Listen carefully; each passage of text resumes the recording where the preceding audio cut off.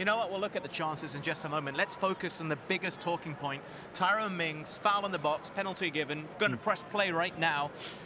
I mean, was it the right decision? Was it a silly challenge? Where do you stand on this? I tell you what, the best part of this, if I can say that from Liverpool's perspective, is Mo Salah keeping his feet until Tyrone Mings goes through the back of him. There was contact, as we see here, there's contact to start with, which sometimes is enough to let the player go down, but Mo keeps his feet and then Tyrone Mings collapses onto him, which means that he has to give the penalty.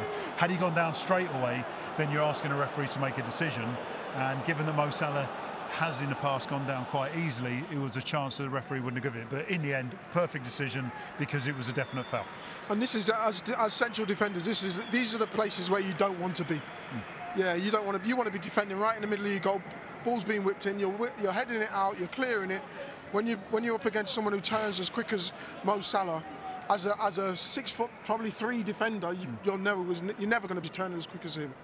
So really should have jockeyed and just sent him out wide and tried to just usher him out, but then just couldn't move his feet quick enough.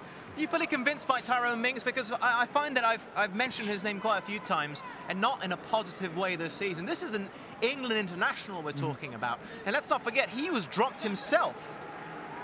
What was it? The final 2 games?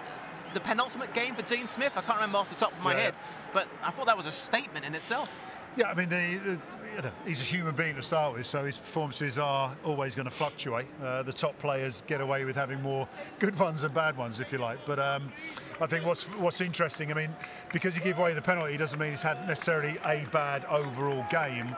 I just think there was so much pressure, and like we were saying at half-time, you know, a long ball from Villa could have caused problems, and in fact nearly did, right at the end with Alisson, the confusion with Matip. But ultimately, with Liverpool, so much pressure, there's more opportunity for that error. And as Em said, once you've got Mo Salah in front of you, what can you do? Yeah. You know, you have to be in a better position to start with. And Tyrone's given away the penalty, but I don't think he's having an exceptionally bad time at the moment. Fortunately for him, in the context of England, they're in England's games for, what, a couple of months now. So he's not under threat of his England place, even though he's not always a starting liner for the England team. Your stance on Tyrone Mings? Look, it's a difficult time for him. Everyone's, especially when things are being pinpointed on you. It's your fault because he did this. It's your fault because he did that.